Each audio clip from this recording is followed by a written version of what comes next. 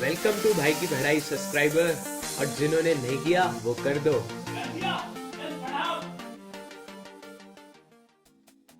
लगता है एग्जाम पास आए हैं, तभी तो तुम्हें आज मेरी याद आई है।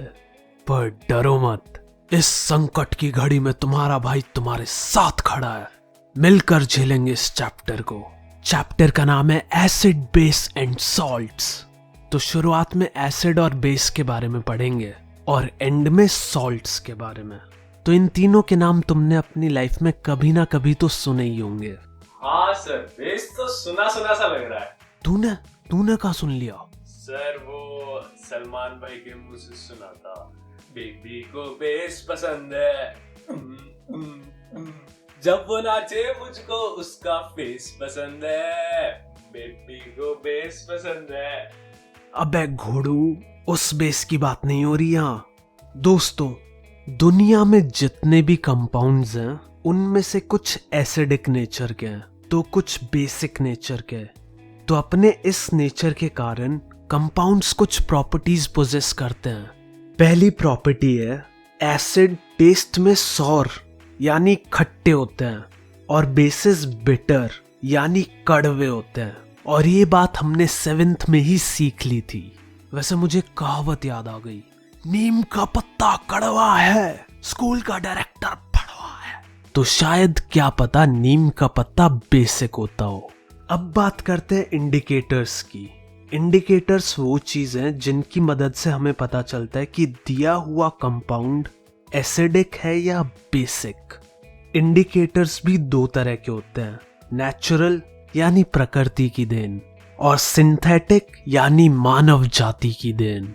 तो नेचुरल इंडिकेटर्स में आते हैं लिटमस पेपर और टर्मरिक, और सिंथेटिक में आते हैं ये दो। ये शब्द बोलते हुए जरा सावधान, कहीं जीभ अकड़ ना जाए। इसे फिनोल्फथालीन बोला जाता है। तो इंडिकेटर्स एसिड या बेस के कांटेक्ट में आते ही रंग बदल लेते हैं। सर, अपने बेस्ट फ्रेंड की याद आ गई। क्या रंग बदले थे उसने। जैसे ही उसने एक लड़की पटाई, अब उसके पास टाइम ही नहीं है मेरे लिए। अबे वो दुखी आत्मा, ये जोक पिछले चैप्टर में यूज कर चुके हम। दोस्तों, हर इंडिकेटर एसिड के कांटेक्ट में एक कलर और बेस के कांटेक्ट में एक अलग कलर देता है। चलो अब मैं जल्दी से इसी चीज की टेबल बना देता हूं। तो यार ये टेबल लर्न कर लेना। एक ऑल फैक्ट्री इंडिकेटर्स भी होता है। ये वाले एसिडिक या बेसिक मीडियम में अपनी स्मेल बदल लेते हैं। इसके एग्जाम्पल हैं ऑनियन, क्लोव और वेनिला। आगे बढ़ने से पहले मैं तुम्हें कुछ एसिड और बेस के नाम बता दूं जो बहुत ही ज्यादा यूज होने वाले हैं। एसिड्स में आएगा sulphuric acid, nitric acid, hydrochloric acid, carbonic acid, acidic acid. Base में आएंगे sodium hydroxide, magnesium hydroxide, aluminium hydroxide, calcium hydroxide और पोटेशियम हाइड्रोक्साइड। चलो अब कुछ जनरल रिएक्शन पढ़ते हैं। पहला है एसिड का रिएक्शन मेटल के साथ। तो इस रिएक्शन की जनरल इक्वेशन है acid plus metal gives salt plus hydrogen gas. ये इंपॉर्टेंट है, याद कर लो। अब एग्जाम में क्या होगा, वो तुम्हें एक स्पेसिफिक एसिड देंगे और एक स्पेसिफिक मेटल और बोलेंगे बताओ इनकी रिएक्शन से तुम्हें क्या प्रोडक्ट मिलेगा। और अगर पेपर बनाने वाले का दिमाग सनका हुआ होगा तो वो बोलेगा उसके बाद उस इक्वेशन को बैलेंस भी करना। अब बात करते हैं कि प्रोडक्ट्स क्या मिलेंगे। तो जैसा हमने पढ़ा कि दो प्रोडक्ट्स मिलेंगे, उनमें एक तो होगा हाइड्रोजन गैस यानी H2। H2 तो होगा ही होगा, चाहे किसी भी एसिड का रिएक्शन किसी भी मेटल के साथ हो रहा हो। तो मेन काम है ये सोचना कि सॉल्ट क्या होगा। यार वो सॉल्ट दो पार्ट से बनता है, पॉजिटिव आयन यानी कटायन और नेगेटिव आयन यानी अनायन। तो पॉजिटिव पार्ट सॉल्ट का वही होगा जो रिएक्टेंट में मेटल होगा, और नेगेटिव पार्ट वो होगा जो एसिड का नेगेटिव पार्ट होगा। और फिर सॉल्ट की उसी हिसाब से नेमिंग होगी। एग्जाम्पल सुनो, hydrochloric acid reacts with iron filings. तो यारो इसकी इक्वेशन बनेगी HCl plus Fe gives FeCl2 plus H2। Salt समझ आ रहा है ना कौन सा बना? यहाँ पर मेटल था Fe जो कि हो जाएगा हमारा सॉल्ट का पॉजिटिव आयन, और एसिड का अनायन हमारे सॉल्ट का भी अनायन बन जाएगा, और इसीलिए हमें FeCl2 मिला।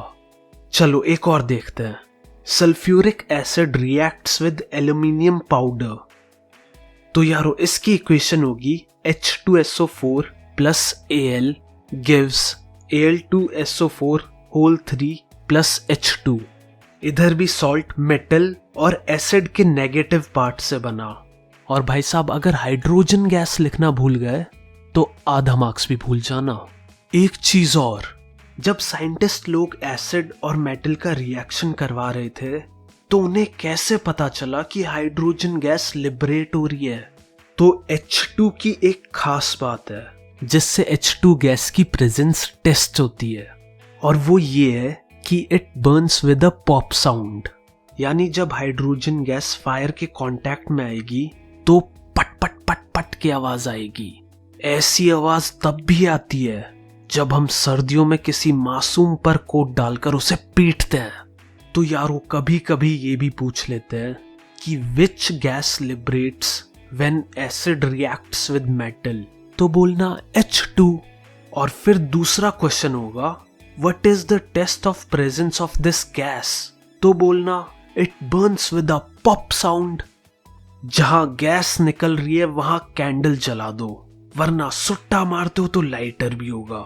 लेकिन मैं तो यही कहूंगा इन सभी आदतों से दूर रहना भाई, ये बहुत बुरी चीज है, और एक बार स्टार्ट कर दी तो इन चीजों का एडिक्शन हो जाता है, क्योंकि इनमें टोबैको और निकोटीन होता है। फिर कितनी कोशिश करते रहना छोड़ने की, नहीं छूटेगी। और लोग ऑफर करेंगे लेकिन तुम्हें सावधान रहना पड़ेगा। चलो अब तुम्हारे लिए 2 क्वेश्चन है, अब फटाक से न करके दिखा दो।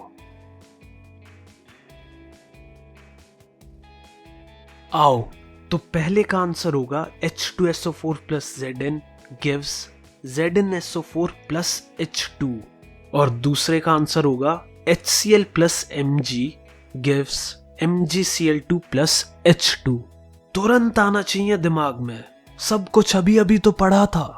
एक बात और, ये जो हमने एसिड और मेटल का रिएक्शन पढ़ा, इसमें एक दुनियादारी की बात भी हम सीखते हैं कि कभी अगर दही या खट्टी चीज जो कि एसिड है उसे कॉपर या ब्रास के कंटेनर में स्टोर नहीं करना चाहिए, क्योंकि यही रिएक्शन होगा और फिर उससे एक पॉइजनस सॉल्ट बनता है जो कि बहुत हार्मफुल होता है।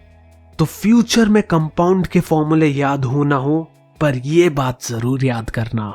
अब आगे बढ़ते हैं दूसरी रिएक्शन पे। अब देखेंगे हम एसिड का रिएक्शन मेटल कार्बोनेट और मेटल हाइड्रोजन कार्बोनेट से। इससे रिलेटेड पहली बात ये कि एसिड का रिएक्शन मेटल कार्बोनेट से हो रहा हो या मेटल हाइड्रोजन कार्बोनेट से, दोनों ही केसेस में प्रोडक्ट हमेशा सेम आएगा। तो इस रिएक्शन की जनरल इक्वेशन है metal carbonate slash metal hydrogen carbonate plus acid gives salt plus carbon dioxide plus water.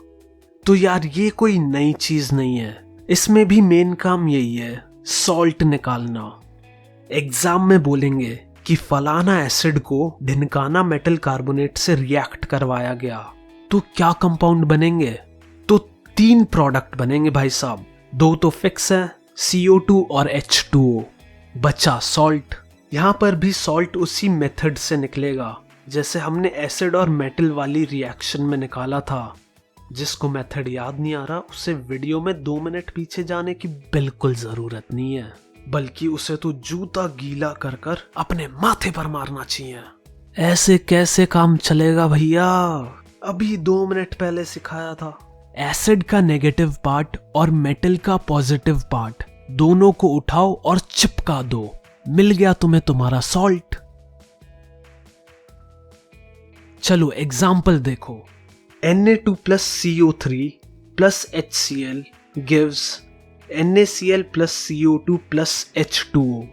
अगला example NaHCO3 plus HCl gives NaCl plus CO2 plus H2O।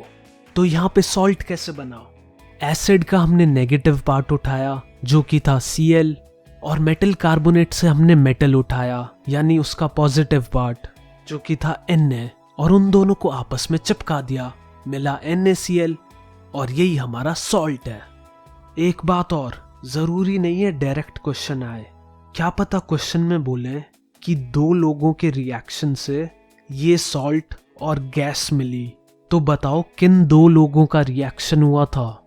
समझ रहे हो ना, सवाल उल्टा भी आ सकता है। एग्जाम्पल देखो, a metal compound reacts with an acid to produce effervescence, the gas evolved extinguishes a burning candle. Write balanced chemical equation for the reaction if one of the compound formed is calcium chloride. यारो question को ध्यान से पढ़ो। जो एफर्वेंस सुनकर sir खुजा रहे हैं, भाई एफर्वेंस गैस को कहते हैं, और ये जो लाइन है gas evolved extinguishes a burning candle, इससे पता चलता है कि गैस CO2 है।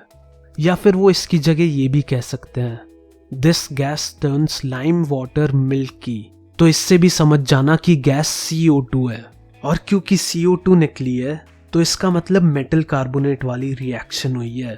मान लो वो लिखते हैं कि gas evolved Burns with pop sound, तो गैस होगी H2 और रिएक्शन होगा एसिड और मेटल वाला रिएक्शन। इन्होंने ये भी लिखा है कि CaCl2 भी फॉर्म हुआ है, तो ये हमारा सॉल्ट है। इसका पॉजिटिव पार्ट है कैल्शियम, जिससे हमें पता चलता है कि रिएक्टेंट में मेटल कंपाउंड कैल्शियम कार्बोनेट है CaCO3, और सॉल्ट का नेगेटिव पार्ट है क्लोरीन। तो बताओ अब कौन से एसिड का नेगेटिव पार्ट क्लोरीन होता है? बिल्कुल सही, HCl। तो अब बस इक्वेशन लिख डालो, CaCO3 plus HCl gives CaCl2 plus CO2। भाई आप प्रोडक्ट साइड में H2O लिखना भूल गए। अरे वो तो मैं तुझे टेस्ट कर रहा था कि तू ध्यान दे रहा है कि नहीं। चलो अब बैलेंसिंग खुद कर लेना, चैप्टर 1 का भी रिवीजन हो जाएगा। अब बढ़ते हैं अगली रिएक्शन पर। सोचो क्या होगा अगर एसिड और बेस आमने सामने आ जाए। तो यार एसिड और बेस बिल्कुल ऑपोजिट चीजें हैं। ये दोनों साथ आए तो एक दूसरे के इफेक्ट को न्यूट्रलाइज कर देंगे, और इसी कारण एसिड और बेस के रिएक्शन को न्यूट्रलाइजेशन रिएक्शन कहते हैं। अगर किसी के पेट में एसिडिटी हो जाए तो वो उस एसिडिटी से आराम पाने के लिए कोई बेसिक नेचर की चीज को कंज्यूम करता है, जिसको एंटा एसिड कहते हैं। जैसे लोग एसिडिटी में इनो लेते हैं, तो वो जो इनो है वो एक बेसिक सब्सटेंस है जो कि पेट में जाकर एक्सेसिव एसिड का इफेक्ट न्यूट्रलाइज करती है। यार इनो वालों से पैसे लेने चाहिए थे इस पार्ट को पढ़ाने के लिए। अब बात करते हैं जनरल इक्वेशन की, तो वो है acid plus base gives salt plus H2O। अगली बात शरीर के सारे अंग खोलकर सुन लो। इस रिएक्शन में जो सॉल्ट फॉर्म हो रहा है उसका पॉजिटिव पार्ट बेस से मिलेगा और नेगेटिव पार्ट एसिड से। उदाहरण देखो, NaOH plus HCl gives NaCl plus H2O। तो यहां पर बेस है NaOH और NaOH का पॉजिटिव पार्ट है Na, और एसिड है HCl। HCl का नेगेटिव पार्ट है Cl, और इन दोनों को जब हम कंबाइन करेंगे तो हमें मिलेगा NaCl, जो कि होगा हमारा सॉल्ट। अब बात करते हैं reaction of metallic oxide with acid. भाई आज ही केमिस्ट्री में PhD कराओगे क्या? बहुत पढ़ा दिया, बाकी बाद में पढ़ा देना। सही बोल रहा है। तो जनता के आग्रह पर आज की कक्षा को यहीं समाप्त करते हैं और मिलते हैं अगले एपिसोड में।